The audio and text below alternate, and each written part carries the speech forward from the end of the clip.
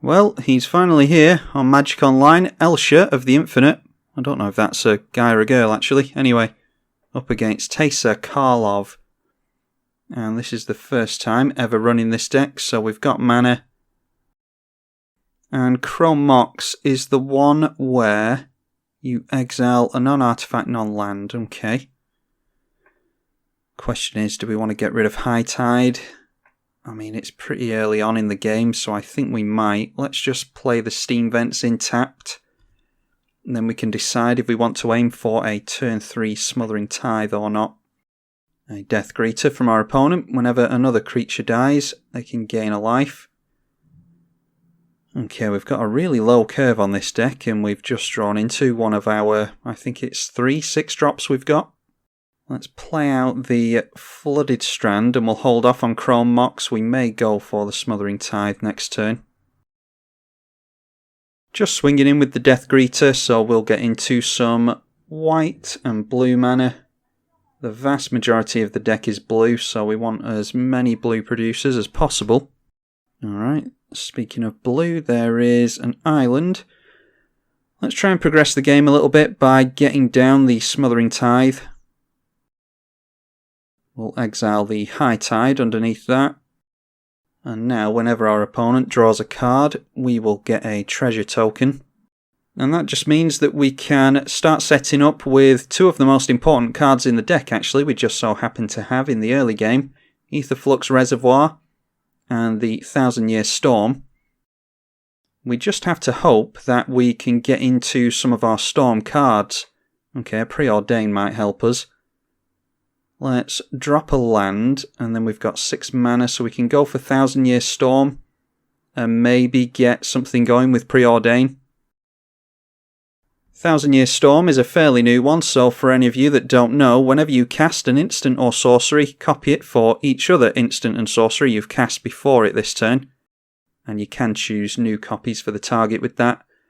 Our opponent isn't doing too well on mana, but they can equip up the sword to the Death Greeter and swing in for some more mana, so that'll take them up to 4 next turn. And we basically want to cast lots of instants and sorceries. There isn't a single creature in the deck, apart from our commander, obviously. And we can either go infinite with infinite mana from Paradox Engine, or we've got the Isochron Scepter and Dramatic Reversal combo in here. And we can put a load of that infinite mana into an X spell. We've got lots of wheels and things like that to try and keep cards in our hand. Speaking of which, we could go for a wheel with that, couldn't we? And then we've got Aetherflux Reservoir as well. So we've got 1, 2, 3, 4, 5 and 6 mana. So we can... I'm just wondering if we want to go for Aetherflux Reservoir first, because that'd gain us some life. So let's get down the Reservoir first. Then we'll go Mystical Tutor, and we'll gain a life for each spell cast before it with the Aetherflux Reservoir. Also, with all the card draw, we can go in for Aetherflux Reservoir wins on our opponent as well. 1,000 Year Storm will trigger after this. We wouldn't want to tutor twice with Mystical Tutor anyway. Where is the card I'm looking for? The Time Twister is what we need. And then we'll crack this for blue. And we'll go for the Preordain. We get a couple of scries and a couple of card draws with Preordain. We'll put Rhystic on the bottom. Time Twister obviously goes on top. And then we want to try and get into a land. Vandal Blast, no, we don't care. Grim Monolith we'll draw into next turn, so yeah, we'll go for that. Now, what would be really good is if we can go for a Time Twister multiple times, but that entails us casting lots of instants and sorceries before we go for the Time Twister, which we don't necessarily have access to at the moment. So we'll probably just drop the Time Twister next turn. Our opponent hasn't had the best of luck with their cards so far, so they might welcome a wheel. Going in for Bontu's Monument, and then getting some more mana with Sword of the Animist. Alright, there is a dramatic reversal. Yeah, we don't really need that yet until we get into our Icecrown Scepter, so let's drop down the Grim Monolith. Then we can actually tap that for mana, and let's cast the dramatic reversal so that we'll untap our Mana Rocks. And this also counts as an instant and sorcery being cast from the 1000-Year Storm. And then we can tap down the Chrome Mox and we'll go for that Time Twister and we'll get a copy of that with the 1000-Year Storm. That will trigger Smothering Tithe a bunch of times and we'll get a hell of a lot of treasure tokens here.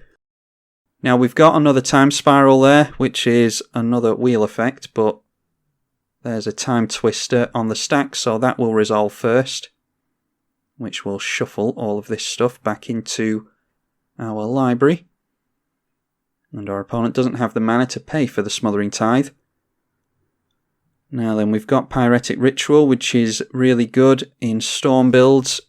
Mox Diamond is discard a land. Yes, it is discard a land, so let's just play that and we'll get rid of...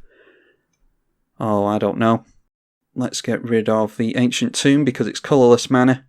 Then we'll go Snow-Covered Mountain, and we actually haven't really gotten into anything there. So let's play our commander and see if there's anything on top for us. Elsha of the Infinite allows us to play stuff off the top, but there's just a land there. We do have something that allows us to remove all the lands from the library, but we do not have that at our disposal just yet. I forget what that card's called. Elsha does have prowess, so that will trigger there. Just get the scroll rack going. And it looks like we're aiming for an Aetherflux Reservoir win here. So let's just go for Mana Vault. The more spells we cast, the more life. Aetherflux Reservoir will gain us. We got above 50 life there, so just decided to pop my opponent.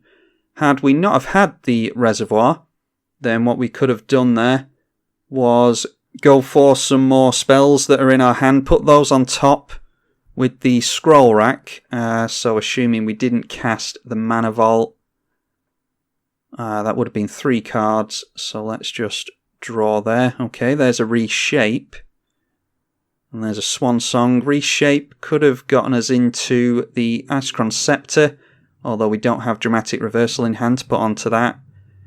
So, yeah, wasn't necessarily getting into any of the Storm cards there. Just had to rely on Aetherflux Reservoir for the victory, which is just as good a victory as anything. But yeah, that's the basic idea of what we want to do with this deck.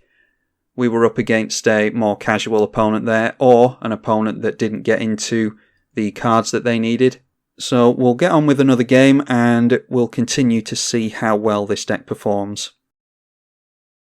Elsha of the Infinite versus Kynaios Tiro of Meletis. Well, we've got mana there. We need another piece of mana to complete our Jeskai colours, but there's a Time Twister, so yeah. Going to keep that one. We're also on the draw, which gives us more of a chance to get into something. A Reflecting Pool, our opponent's leading off with. That won't tap for any mana. Let's just go for a Tundra. We want as much blue mana available to us as possible. And then we'll play the Sol Ring just in case we decide to Time Twister next turn. I'm not really liking what's in our hand currently. Alright, a Reflecting Pool, gonna tap for colourless mana thanks to the Ancient Tomb, and they get into Basalt Monolith. And there's a Chrome Mox. That is the one. I always get these Moxes mixed up. Alright, we can put Capsize under that. Do we want to cast Capsize? Storm or this. I think we'll put this underneath. It'll tap for more colours. Then we'll play the Mountain. And let's go for Capsize without buyback. Just so that our opponent's wasting a turn getting that going again. And it'll let us look another card deeper before we crack this Time Twister.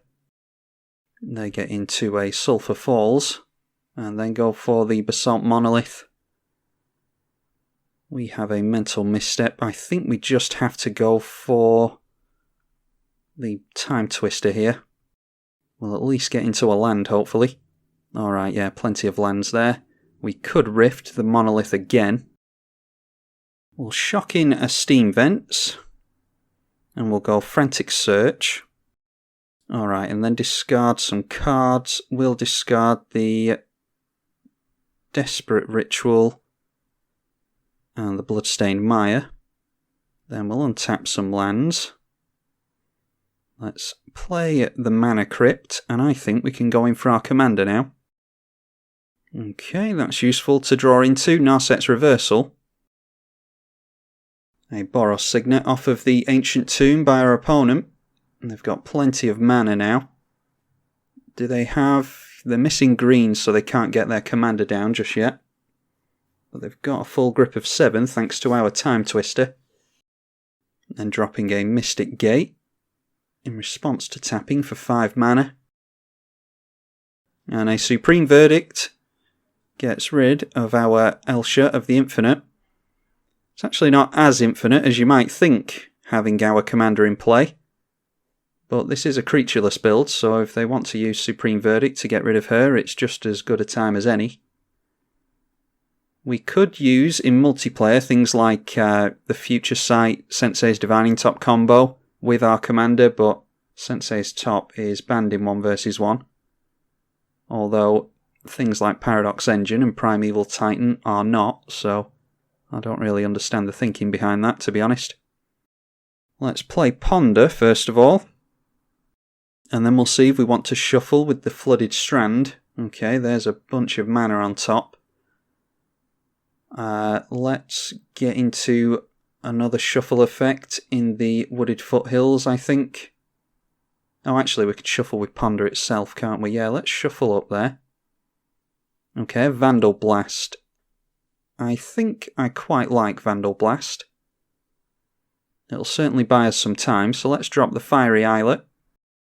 And then we'll play Vandal Blast, getting rid of our opponent's rocks, and we'll hold up our Narset's Reversal. An Oath of Teferi we cannot counter, so we'll just have to let that enter. Deciding to untap their Mystic Gate, so we know that they don't have any 1 mana counter spells. Then playing out the Is It Boilerworks. Let's see which card they bounce there. Yeah, the Reflecting Pool. When they play that out again, it'll come into play untapped, so that makes sense. Then Oath of Teferi will bring the land back into play. And we could bounce the Oath of Teferi to buy ourselves some more time, but I like overloading Cyclonic Rift, especially if our opponent's going to get lots of Planeswalkers on the go. Alright, another land in Arid Mesa. Let's play out our commander and see if we can get anything more exciting going. We could do with some more white mana, actually. Alright, a Supreme Verdict of our own we are not making use of. So let's get into a white source and shuffle up the library. We'll play a Plateau. Alright, Mystical Tutor on top. That might be good, so let's pass the turn and see what we're eager to get into with a Mystical Tutor. Could just go for another wheel effect with that. Chandra, Torch of Defiance. She can... Yeah, she can Flame Slash, which she's probably going to do to Elsha. What we could do is Mystical Tutor a counter onto the top of the library. But I think I'd rather just get a wheel going here because we're not really drawing into much of anything. And they decide not to go for the Flame Slash anyway. That is 2 mana from Chandra. Oh, I completely forgot about Oath of Teferi. They get to activate 2 loyalty abilities, so that is 2 mana plus a Flame Slash. In response, we will go for Mystical Tutor. And there's a Brainstorm on top. We might as well go for the Brainstorm, actually. And we can actually put her out of... Yeah, we can put her out of Flame Slash range as well, so that's actually very lucky that the Brainstorm was on top. Although I suppose we could have gone for Cyclonic Rift to do that anyway if we wanted to. Now let's see what's on top. Narset's Reversal doesn't seem to be doing much for us, and I don't think a Flusterstorm will either. But we've actually got Reshape, so we could try and get a combo going here. Now the problem is that if we do get into the Isochron Scepter and the Dramatic Reversal combo, we're actually not really doing anything with it because we need another piece. So even though we've got the ability to put all that together, I think I'd still just rather go for Time Spiral here. So let's put Time Spiral on top. Chandra will deal 4 damage to our commander. And then we draw into the Time Spiral. We could be really mean here and put Narset down before we have our opponent draw cards. Let's just swing in at the Chandra first of all. Get rid of that. And I'm not going to be really mean to my opponent because they don't seem to be playing an incredibly spiky deck. We could, assuming we've got the blue mana, which yes we do, we could go for Narset and then go for a wheel. But instead I'm going to play a land and just go for the Time Spiral here. Oh, and it's not often I play Time Spiral, as you can tell, so should have tapped down a bunch of lands there. I was just thinking about that as a wheel, but it's actually one of these weird blue ramp spells. We have the option of untapping 6 lands with a Time Spiral, so should have floated mana there, that's my mistake. But we've got plenty of stuff in hand now, including an Enlightened Tutor, so let's see if we can get into something good with that. It'll clear a land off the top anyway. Because we don't have any kind of burn or storm cards in hand, let's just grab the Aetherflux Reservoir. Then we'll play the Grim Monolith. And we can tap down the Grim Monolith and a land to throw out our Aetherflux Reservoir now. Then there is a Mox Diamond on top. We can discard a land if we like. Yeah, let's cast that. And we jump up to 27 life. We'll get rid of an island. Felwar Stone. How much life will we gain off of Felwar Stone? Yeah, let's just get down the Felwar Stone, I think. It'll gain us even more life. Going up to 32 there. And now we'll be able to either cast this Scroll Rack at instant speed or a counter spell. Oh, actually, we won't be able to cast Scroll Rack, will we? Because we haven't brought a land out with the Flooded Strand yet. So we're just holding up counter magic at this point. Just so happens that we can tap for Temur colours with our Felwar Stone thanks to our opponent's lands. An Arena Rector, I don't really want to deal with that. So we're going to go for a counter spell here. Oh, and we've got a Wheel of Fortune on top as well, that's really good.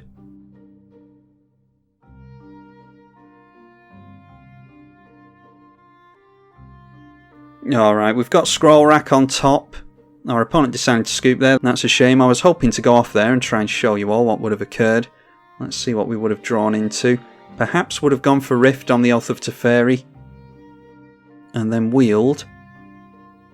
That's 1, 2, 3, 4, 5, 6 and 7 cards.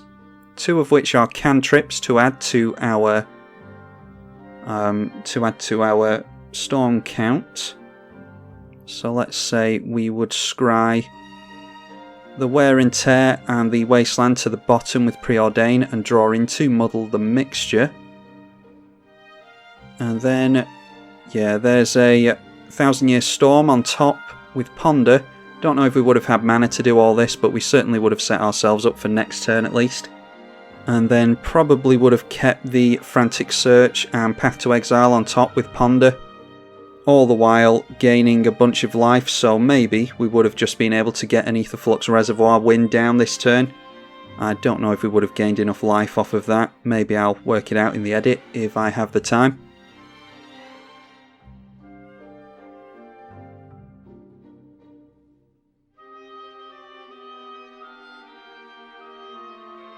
But failing that, we're setting up a potential win with 1,000 Year Storm. And then going in for casting Mind's Desire after casting some other cantrips and things maybe. Yeah, who knows. I don't know how it would have panned out exactly, but that's the general type of gameplay that we're going for here. So hopefully you're all enjoying the Elsha of the Infinite deck. Let me all know if you want to see more of it. I'm tribalkai on the EDH channel. Thank you for watching.